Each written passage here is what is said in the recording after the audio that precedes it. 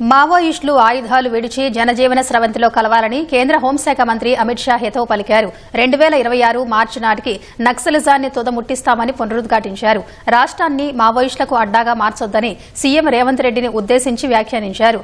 ఇందూరులో పండించిన పసుపును విదేశాలకు ఎగుమతి చేసి విశ్వవ్యాప్తం చేస్తామని అమిత్ షా చెప్పారు. జాతీయ పసుపు బోర్డు ఏర్పాటు ద్వారా రైతుల 4 దశాబ్దాల కలను ప్రధాని మోదీ సాకారం చేశారన్నారు.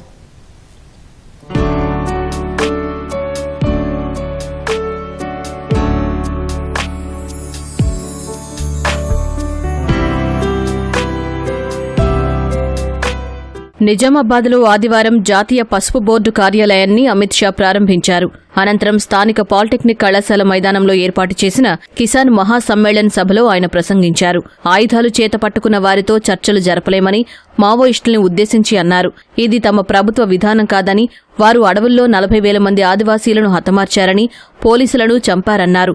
ఎప్పటికైనా మించిపోయింది లేదని, ఆయుధాల్ని విడిచి లొంగిపోవాలని సూచించారు. మావోయిస్టులతో శాంతి చర్చలు జరపాలని కొందరు కాంగ్రెస్ నేతలు అంటున్నారన్న అమిత్ షా, మరి మావోయిస్టుల చేతిలో ప్రాణాలొదిలిన ఆదివాసీల కుటుంబాలకు మీరేం సమాధానం చెబుతారని ప్రశ్నించారు. మోదీజీ ने इस देश को सुरक्षित किया। 4 दशक से नक्सलवादी इस देश का आदिवासियों के क्षेत्र में 40,000 लोगों का जान गया। ये नक्सलवादियों को समाप्त करना चाहिए या नहीं करना चाहिए? सारे लोग हथियार छोड़ दो और सरेंडर करो, मगर सरेंडर नहीं करेंगे तो हमने तय किया है उनसे कोई बातचीत नहीं होगी।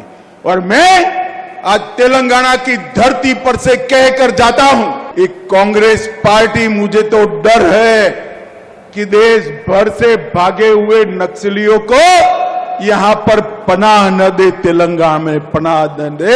मगर आप चिंता मत करना, केंद्र में नरेंद्र मोदी सरकार है, नरेंद्र मोदी सरकार। బీఆర్ఎస్ సర్కార్ హయాంలో Dharani portal, Kaleshwaram project, Singareni, TSPSC తదితరాల్లో భారీ అవినీతి జరిగిందని అమిత్ షా ఆరోపించారు. కానీ కాంగ్రెస్ అధికారంలోకొచ్చాక ఒక్క కేసు కూడా నమోదు చేయలేదన్నారు.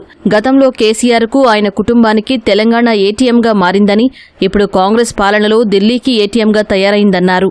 यहाँ टीआरएस की सरकार थी, बड़ा करप्शन किया या नहीं किया भाई बताओ तो जरा। अरे जोर से बोलो, किया है नहीं किया? ये सारा करप्शन किया था ना।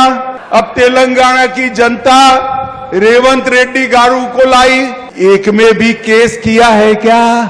ये तेलंगाना पहले चंद्रशेखर राव जी के परिवार का एटीएम था, अब कांग्रेस दिल्ली का एटीएम बन गया, कोई फर्क नहीं पड़ा है।